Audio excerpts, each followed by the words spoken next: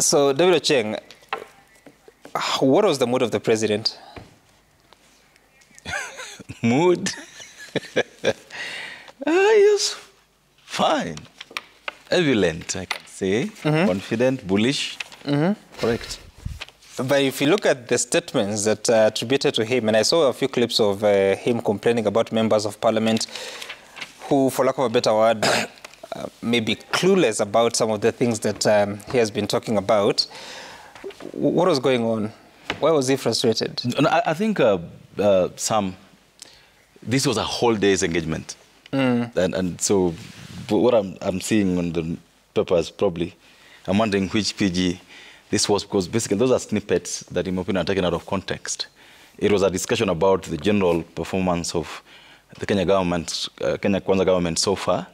Some of the areas where we think there have been successes, and areas where we think we've had, slow pickup of what's supposed to be done. And of course, as members of parliament, we had our own concerns of how things are happening, and people raised. I mean, it is not a church where the priest comes and says, "This is what the word says of the Lord," and everyone goes home. No, it's a political engagement where everyone had a chance to say whatever they think is happening, where the positive things are.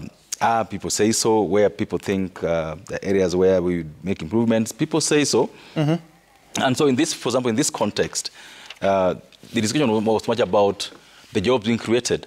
What was being discussed was about the nurses, for example, going to Saudi Arabia, the jobs that have been negotiated abroad. And the president was saying this, that if you belong to Kenya Kwanza, leave alone the rest of the country, belong to Kenya Kwanza, and everywhere I go, I talk about the jobs I've negotiated abroad. Do you want me to come to your office? Now tell you, David Ochieng, I've negotiated these jobs in this country, now take your people. So he was just telling members of parliament on how to be proactive. Ensure that if there's any opportunities that arise about, for example, jobs, projects to be done in your constituency, things to be done generally, you as member of parliament should be the first person to know what needs to be done. For example, he asked us a question that how many of you know where the offices of the National Employment Authority is? And it will shock you. A couple of members didn't know where that office is. Okay? How come? That is the issue. And so I don't think that should be taken out of context and to say that, But also,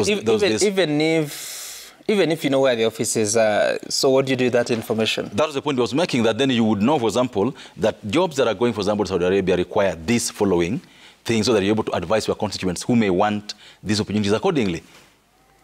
I was asking who knows where the office of the Minister for Labour is, or PS for Labour is, so that if you've had that the opportunities, jobs in Germany or in the US,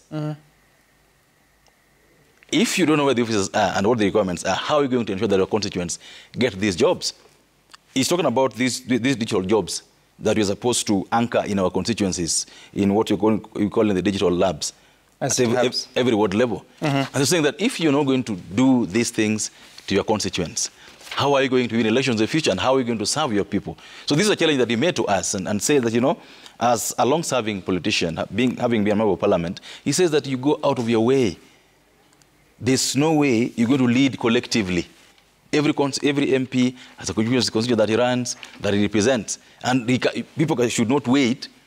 He goes around talking about jobs created, and people wait until a PG happens, and when they ask him, oh, where are these jobs? That was the idea. Members of parliament, whether opposition or Kenya Kwanza, must be proactive and must ensure that they are always looking out for the interests of their constituents. That was the context of this discussion.